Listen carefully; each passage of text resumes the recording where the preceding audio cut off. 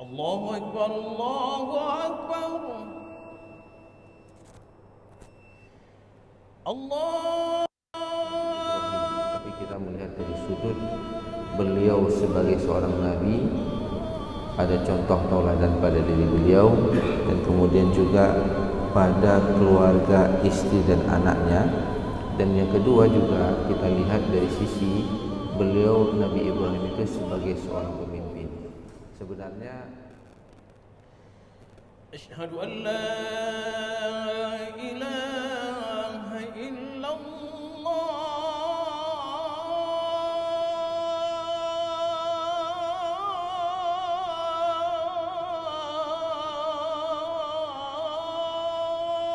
Assalamualaikum warahmatullahi wabarakatuh.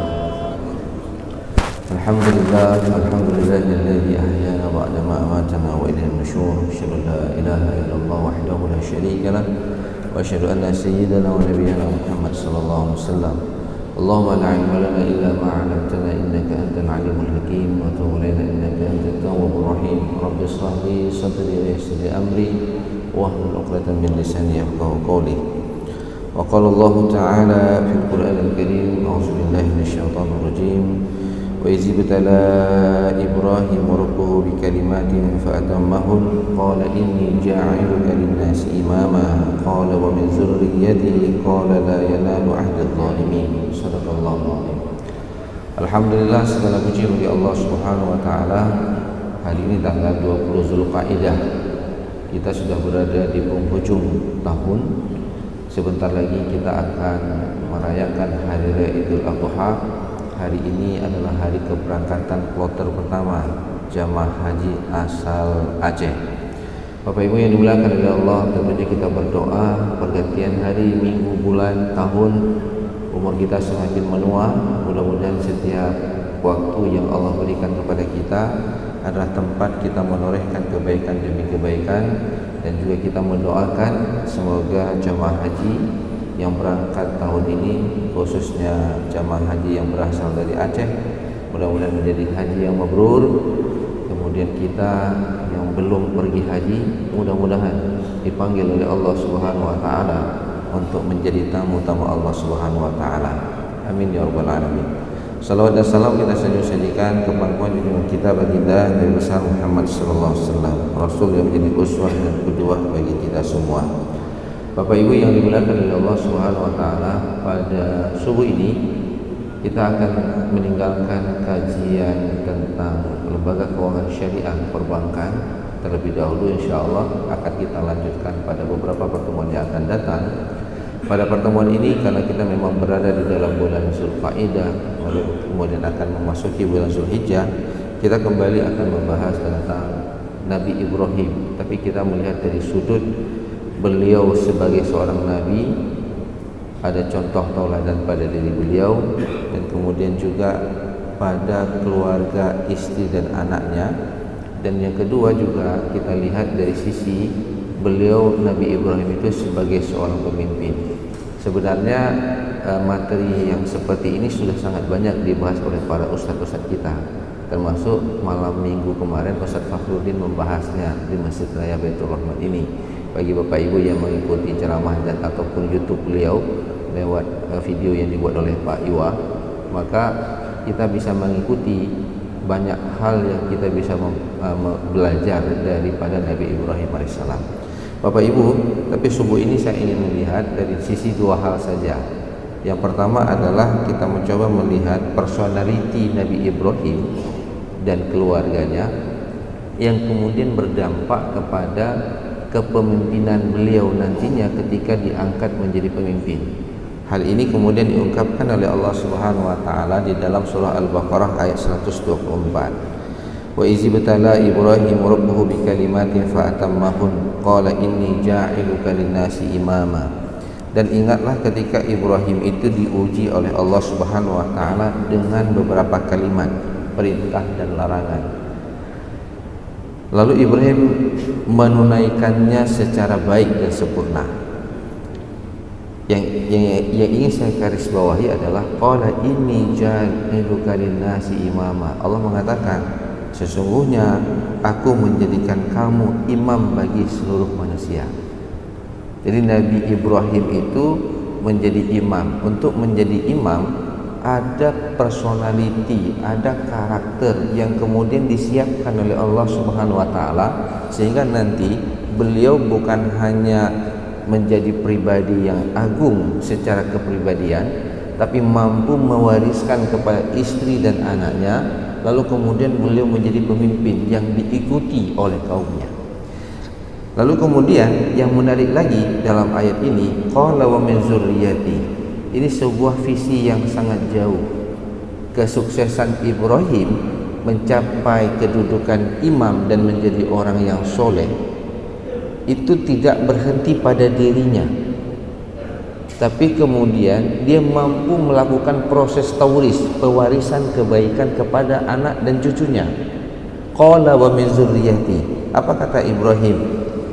Dan saya mohon juga dengan keturunanku. Kalau bahasa sederhana begini, kalau bapak hari ini menjadi seorang dokter, kira-kira anaknya jadi dokter enggak ya? Kan kebanyakan seperti itu, bapak mamanya dokter, anaknya dokter gitu ya. Bapak ibunya pedagang, anaknya pembisnis gitu. Ketika Nabi Ibrahim dikatakan, aku ingin menjadikan kamu sebagai seorang nabi, maka Nabi Ibrahim mengatakan, qala wa min zurriyyati, bagaimana dengan keturunanku, apakah mereka juga bisa menjadi pemimpin? Apa kata Allah Subhanahu wa taala? Qala la yanalu ahdi zalimin. Allah berfirman, janjiku ini tidak mengenai orang-orang yang zalim. Artinya begini, kalau keturunan kamu berbuat zalim, maka keturunanmu tak akan jadi pemimpin. Tapi kalau keturunanmu seperti kamu, maka mereka akan jadi pemimpin. Maka nanti kita lihat, jemaah yang dimuliakan oleh Allah, Nabi Ibrahim keturunannya itu semuanya menjadi nabi. Maka Nabi Ibrahim itu diberikan gelar Abal Anbiya. Abal Anbiya tidak ditabalkan kepada Nabi Adam, tapi kepada Nabi Ibrahim. Beliau punya dua anak, Ismail dan Ishak, dua-duanya menjadi nabi. Turunannya nanti Yakub, Yusuf, kemudian Isa dan Nabi Muhammad SAW itu adalah keturunan dari Nabi Ibrahim AS. Maka jemaah yang dimuliakan oleh Allah Subhanahu wa taala, ketika kita berselawat hari ini, kita juga berselawat kepada Nabi Ibrahim AS. Tadi kita sholat di tahiyat, kita berselawat kepada Nabi Muhammad, kita juga berselawat kepada Nabi Ibrahim. Ini yang dikatakan adalah inni ja'iluka linnasi imama, aku jadikan kamu sebagai pemimpin bagi seluruh manusia. Lalu kemudian uswatul hasanah di dalam Al-Quran juga itu diperuntukkan untuk dua nabi. Yang pertama kepada Nabi Muhammad dalam surah Al-Ahzab ayat 21, dan yang kedua dalam surah Mumtahanah ayat 4 diperuntukkan kepada Nabi Ibrahim.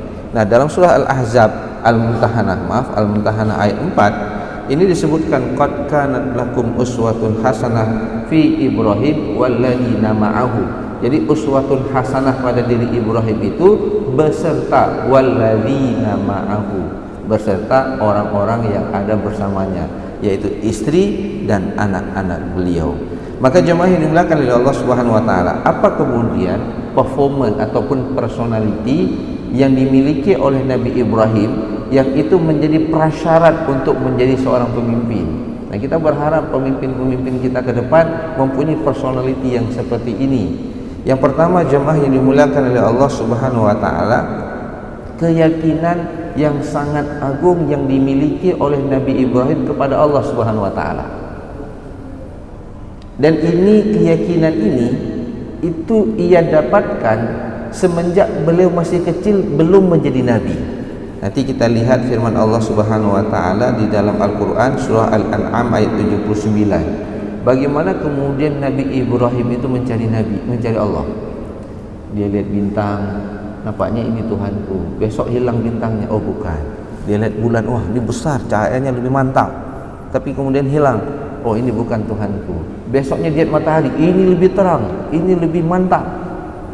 Lalu kemudian hilang ketika menjelang maghrib, ini bukan Tuhanku. Apa kemudian kata Nabi Ibrahim di dalam surah Al-An'am ayat yang ke-79, inni wajjahtu wajhiya lilladzi fataras samawati wal arda hanifa wa ma ana minal musyrikin. Jadi dalam proses beliau belum diangkat menjadi nabi, Nabi Ibrahim itu membangun sebuah keyakinan yang sangat agung kepada Allah. Dia mengatakan, ini wajjahtu, aku menghadap, sesungguhnya aku menghadapkan wajahku kepada zat yang menciptakan langit dan bumi. Yang kemarin dia berfikir itulah Tuhannya. Maka jemaah yang dimuliakan oleh Allah Subhanahu wa taala, bagi kita sebagai seorang muslim membangun keyakinan kita kepada Allah Subhanahu wa taala sebagai Rabb kita itu menjadi sangat-sangat penting. Dan keyakinan ini dibangun oleh Nabi Ibrahim itu berdasarkan penalaran, berdasarkan logika. Maka nanti dibuktikan, ayahnya itu kan buat patung. Lalu dia bertanya, kenapa orang itu menyembah patung, kenapa nggak menyembah ayahnya saja yang membuat patung? Kan logikanya ayahnya buat patung, lalu patung itu disembah. Sempat kemudian di dalam Al-Quran dia bertanya, kenapa mereka menyembah patung, kenapa nggak menyembah ayah saja yang buat Al-Quran? Jadi logikanya itu terbangun dengan sangat baik. Lalu kemudian ketika patung-patung itu dihancurkan oleh Nabi Ibrahim alaihissalam, itu kapaknya kan ditaruh di tempat yang paling besar, patung yang paling besar. Lalu dia ditangkap, ditanya siapa yang menghancurkan, dia bilang patung yang paling besar. Kenapa kapaknya di situ gitu? Jadi Nabi Ibrahim itu di dalam berislam, ini yang ingin saya katakan, itu bukan hanya karena doktrin, kamu wajib sholat, kamu harus gini, kamu harus gini, karena ini perintah ayat, tapi dibangun dengan pemahaman yang sempurna kenapa dia harus berislam, dibangun dengan pemahaman yang sempurna kenapa dia harus beribadah kepada Allah Subhanahu wa taala. Dan itu dimiliki oleh Nabi Ibrahim. Lalu kemudian sifat yang kedua, dia mampu mewarisi kepada istri dan anaknya. Bapak Ibu yang dimuliakan oleh Allah, ketika Nabi Ibrahim ditangkap lalu kemudian dia dihukum dengan dibakar hidup-hidup, itu Nabi Ibrahim mengembalikan semua kehidupannya itu kepada Allah Subhanahu wa taala. Hasbunallah wa ni'mal wakil, ni'mal maula wa ni'man nasir. Jadi dikembalikan karena keyakinan dia kepada Allah Subhanahu wa taala, sehingga Allah mengatakan untuk supaya api itu menjadi dingin. Nah, kemampuan Nabi Ibrahim itu kemudian meneruskan kepada istri dan anaknya. Nanti kita lihat firman Allah Subhanahu wa taala dalam surah Ibrahim ayat 37. Ini dulu pernah kita bahas. Setiap menjelang Idul Adha saya sering mengulang ayat ini. Allah Subhanahu wa taala menggambarkan, Rabbana inni askantu min dzurriyyati biwadin ghairi zi zar'in inda baitikal muharram. Jadi Bapak Ibu yang dimuliakan oleh Allah Subhanahu wa taala, Nabi Ibrahim itu nggak punya anak umurnya sekitar 80-an lebih. Lalu kemudian dapat anaknya yang pertama dari Hajar. Datang perintah Allah, Hajar supaya dibawa biwadin ghairi zi zar'in, di sebuah lembah yang nggak punya kehidupan, berarti lembah yang menjanjikan kematian. Ya, ini saya sampaikan di sini, ada perasaan Ibrahim ketika meninggalkan itu. Kalau kita bayangkan, tidak punya anak 80 tahun, kemudian punya anak, lalu tiba-tiba anaknya disuruh oleh Allah tempatkan di sana, yang di situ menjanjikan kematian. Kira-kira masuk logika nggak ya? Kita sebagai orang tua bisa memahami nggak? Ini tidak ada perasaan, ini mungkin nggak mungkin, ini mustahil. Tapi Nabi Ibrahim, nah itu mengungkapkan kata-kata yang cukup menarik. Ini askantu, aku tinggalkan istri anakku dengan penuh ketenangan. Askantu itu asal katanya sakana, keluarga yang aman, damai, sejahtera, disebut dengan keluarga sakinah. Jadi perintah Allah ini karena keyakinan Nabi Ibrahim yang begitu agung kepada Allah. Perintahmu ya Allah, apa yang kau perintahkan, masuk logika nggak masuk logika, aku buat pokoknya. Kenapa? Karena ini perintahmu. Ini Nabi Ibrahim alaihissalam. Lalu yang hebatnya, dia meneruskan kebaikan ini kepada istri dan anaknya. Nggak protes Hajar. Kalau kita mungkin akan dibilang sama istri kita, ini ada perintah, ninggalin kamu di pucuk selawah sana. Kita bilang pagi, dijawab sama istri kita, abang mimpi apa semalam? Ada salah minum obat enggak? Sepatutnya minum kolesterol, mungkin darah tinggi. Kok nggak jelas lagi abang pagi ini? Nah, gitu kira-kira. Jin apa masuk? Tapi Hajar ketika ditempatkan di sana, Bapak Ibu yang dimuliakan oleh Allah, kalau sekarang kita pergi ke satu tempat, kita bisa cari di Google Map kan? Oh, ini tempat, oke ini tempatnya. Nabi Ibrahim disuruh pergi dari Palestina disuruh pergi ke lembah yang nggak punya kehidupan, hadir di Mekah, itu tidak punya Google Map, hanya perintah Allah. Kalau Allah bilang berhenti, berhenti, kamu arahnya ke sana, pergi dia. Kalau berhenti, berhentilah sana. Berhenti di lembah nggak punya kehidupan. Nanti di dalam hadis yang diriwayatkan oleh Bukhari itu dijelaskan bagaimana transaksi kemudian terjadi. Nabi Ibrahim itu ketika sampai di lembah itu naruh Hajar, dia balik ke Palestina, ditinggalkan dua istri dan anaknya di situ. Hajar kejar, ditanya, kenapa engkau meninggalkan aku di sini? Nggak dijawab. Dikejar lagi, kenapa? Nggak dijawab dan tidak berpaling. Tapi ketika ditanya, apakah Allah yang memerintahkanmu untuk meninggalkan aku di sini? Maka baru dijawab, benar, Allah yang memerintahkanku.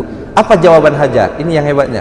Kalau Allah yang memerintahkanmu meninggalkan aku di sini, maka Allah tidak akan menyia-nyiakanku. Pertanyaannya, siapa yang ngajarin Hajar bisa seperti ini? Itulah Ibrahim.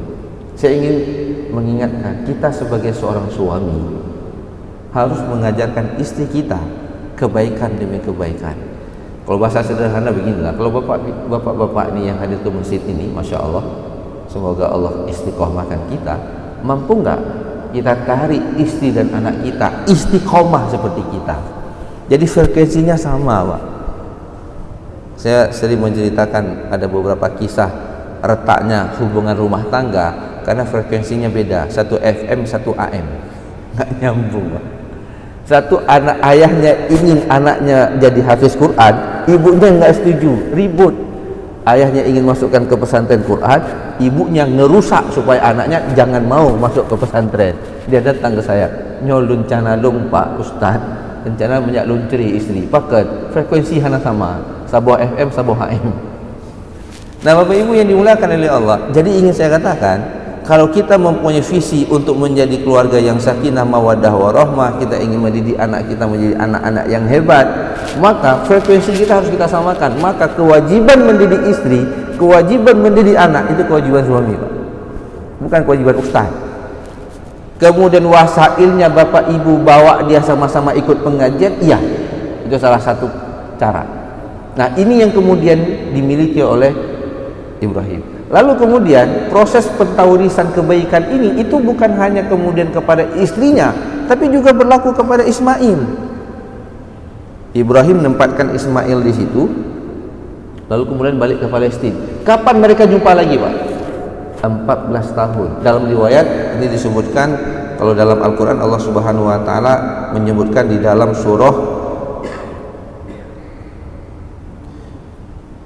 surah As-Saffat ayat 102. Falamma balaghu mau sa'ya qala ya bunayya inni ara fil manam anni asbahuka fanzur madza tara. Jadi sa'ya itu sudah bisa berusaha. Dalam tafsir Ibnu Katsir itu ringnya antara 10 tahun sampai 17 tahun. Umurnya ini dia sudah bisa berusaha. Di situ Nabi Ibrahim balik.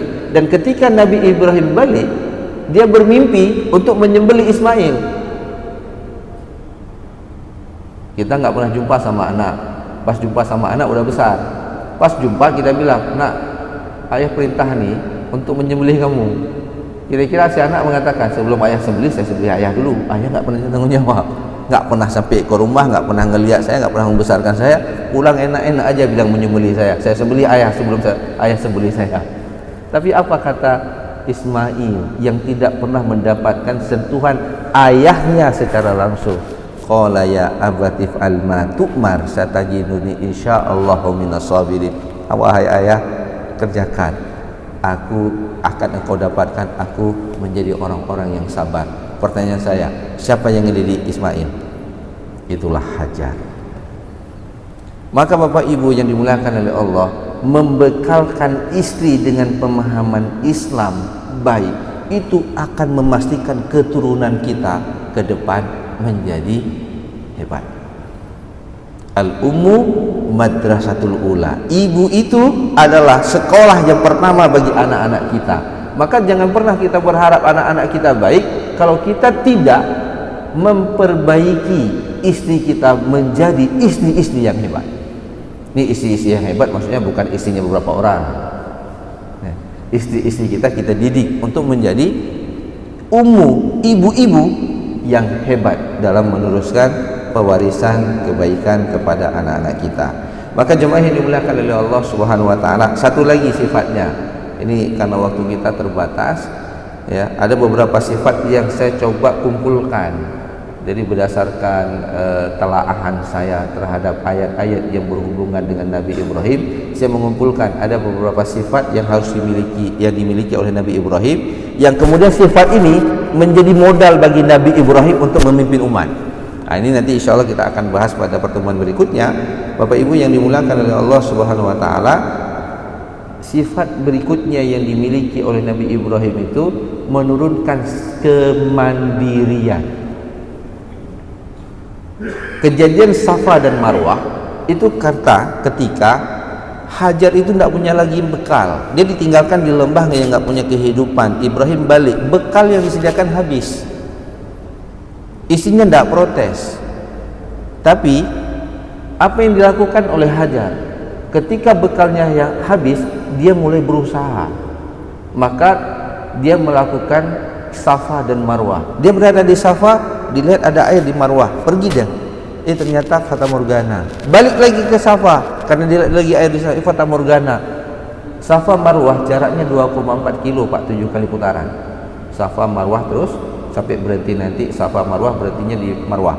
Itu 2,4 kilo. Kalau sekarang bagi jamaah haji dan umroh enak pergi Safa. Ini batunya marmar semua Pak. Kalau udah capek ada air zam-zam di samping, tinggal minum. Kipas angin AC. Bayangkan Hajar baru melahirkan, punya bayi, bayinya kehausan, dia letakkan di Safa. Beliau Safanya agak ke sini, dekat dengan Ka'bah, di situ ada sumur Zam-Zam. Diletakkan Ismail, beliau naik ke bukit, lihat ke Safa, dari ke Marwah ada air di sana, fata morgana, dia pergi. Berarti agak jauh dia meninggalkan Ismail. Ismail itu menangis. Safa Marwah pergi 2,4 kilo, suasananya panas. Ketika dia lari, kakinya ketanam dalam pasir. Begitu beratnya perjuangan Hajar. Ya, ingin kita ambil pelajarannya, di situ ada kemandirian. Bapak Ibu yang dimuliakan oleh Allah, kita perlu mengajarkan skill kepada istri-istri kita. Kalau kita meninggal dunia, kira-kira survive enggak? Nah, gitulah kira-kira.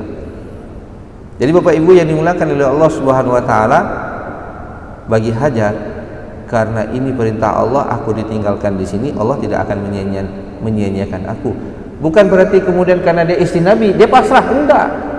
Dia berusaha, dan usaha yang ia lakukan rezekinya datang dari Ismail. Artinya di sini juga kita belajar bahwa rezeki itu banyak pintunya. Jadi bukan hanya karena kehebatan suami dalam bekerja. Kadang-kadang saya sering ditanya, Ustadz, gimana kalau suami saya meninggal? Dia menghana kerja, Ustadz, ini ijazah pula. Seakan-akan dia nggak punya Allah. Setiap anak kita membawa rezekinya masing-masing. Pergi suami kita, kita kembali kepada Allah. Istri itu nggak usah takut, lapor sama Allah. Tapi tetap berikhtiar. Hajar, istri seorang Nabi, didoakan oleh Nabi, tapi dia tidak berhenti. Ketika dia butuh kepada makanan untuk melanjutkan kehidupan, maka dia kemudian berikhtiar. Rezeki itu datang dari kaki Ismail. Berapa lama kakinya itu sudah menghentakkan bumi, hentakannya itu tak sekuat dengan hentakan bulldozer, tapi karena ikhtiar orang tua, rezeki itu datang dari anak. Nanti bisa kita kebalikan Pak, kita balikkan. Anak berikhtiar, orang tua yang berdoa, rezeki datang kepada anak. Nah, ini juga bagi anak-anak, janganlah kemudian menjadi anak yang durhaka. Ini yang terakhir, ada 2 lagi Pak, tapi karena waktu kita terbatas nanti. Yang terakhir, Bapak Ibu yang dimuliakan oleh Allah Subhanahu wa taala, di dalam surah Shaffat ayat 60 itu diceritakan. Ini yang saya ingin katakan, bahwa Ibrahim itu orangnya sangat berbakti kepada ayahnya. Azar itu buat patung, dia nasihatkan supaya kemudian Azar itu mengikuti pemahaman dia. Azar tak mau, tapi apa kemudian dikatakan? Aku minta ampun kepada Allah supaya Allah memaafkan dosamu. Bayangkan Bapak Ibu yang dimuliakan oleh Allah, udah jelas ayahnya tukang buat patung, dia tidak menyembah Allah, Ibrahim tetap melayani ayahnya, malah kemudian dia menyatakan, aku berdoa kepada Allah supaya Allah kemudian memaafkan dosamu terhadap apa yang telah kamu lakukan. Di sini ada bakti seorang anak. Ya, beda cita rasa sama orang tuanya, tapi kemudian dia tidak tetap menghargai orang tuanya, malah meminta supaya orang tuanya diampunkan oleh Allah. Kadang-kadang kita masih beda sedikit, bukan masalah akidah, tapi udah marah sama orang tua kita. Ini nggak layak untuk kemudian menjadi pemimpin umat. Orang tuanya aja dibentak-bentak, gimana lagi orang tua lain? Orang tuanya aja dia nggak disayangi, gimana dengan rekan kerjanya? Nah, itu nanti menjadi syarat Bapak Ibu yang dimuliakan oleh Allah. Bagaimana kecintaannya kepada orang tua itu membuat Nabi Ibrahim itu begitu mencintai umatnya. Bapak Ibu yang dimuliakan oleh Allah Subhanahu wa taala, karena waktu kita terbatas, insyaallah kita akan lanjutkan pertemuan kita pada Rabu yang akan datang. Kita akan mendalami bagaimana sebenarnya karakter Nabi Ibrahim, personality Nabi Ibrahim ataupun profil Nabi Ibrahim yang kemudian berdampak nantinya ketika beliau menjadi imam. Ada sifat yang dimiliki oleh seorang imam, pemimpin. Nah, kita berharap pemimpin-pemimpin kita ya minimum ya adalah sifat-sifat seperti ini, sehingga bisa kemudian membawa Aceh menjadi daerah yang lebih baik, yang lebih mensejahterakan dan lebih jauh daerah yang dicintai oleh Allah Subhanahu wa taala. Mungkin ini yang dapat saya sampaikan pada kesempatan kali ini. Insyaallah kita akan lanjutkan pada pertemuan berikutnya. Wallahu muwaffiq ila aqwamit thariq. Assalamualaikum warahmatullahi wabarakatuh. Bismillahirrahmanirrahim. Alhamdulillahi rabbil alamin.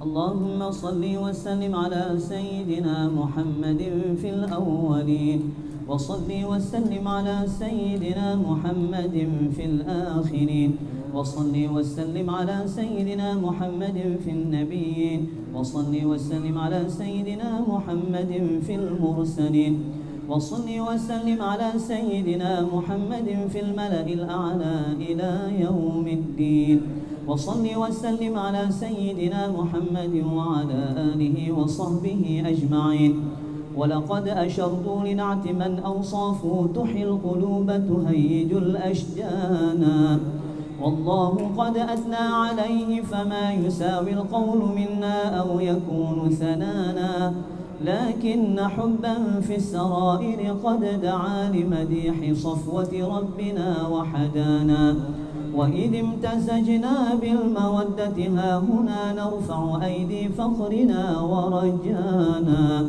للواحد الأحد العلي إلهنا متوسلين بمن إليه دعانا مختاره وحبيبه وصفيه زين الوجود به الإله حبانا يا ربنا يا ربنا يا ربنا بالمصطفى اقبلنا أجب دعوانا أنت لنا يا ذخرنا في هذه الدنيا وفي أخرانا أصلح لنا الأحوال واغفر ذنبنا ولا تؤاخذ رب إن أخطانا واسلك بنا في نهج طه المصطفى ثبت على قدم الحبيب خطانا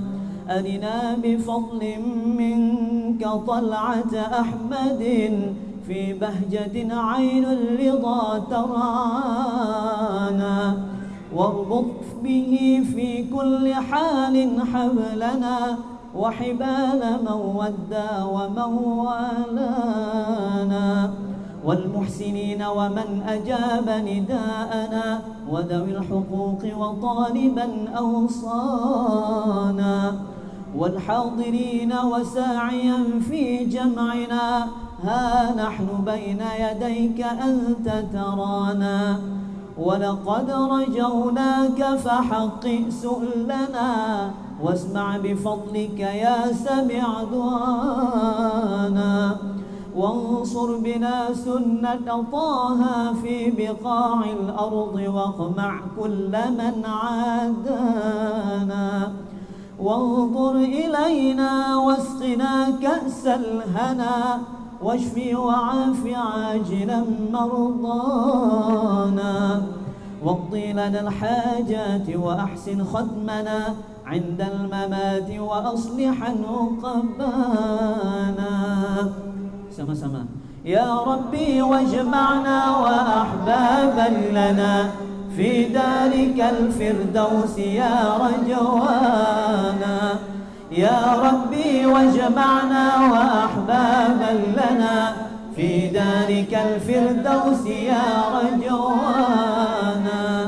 يا ربي واجمعنا وأحبابا لنا في دارك الفردوس يا رجوانا. بالمصطفى صل عليه وآله ما حركت ريح الصبا أغصانا. سبحان ربك رب العزة عما يصفون وسلام على المرسلين والحمد لله رب العالمين. الفاتحة ورحمة الله. أعوذ من الشيطان الرجيم. بسم الله الرحمن الرحيم. الحمد لله رب العالمين الرحمن الرحيم مالك يوم الدين. إياك نعبد وإياك نستعين.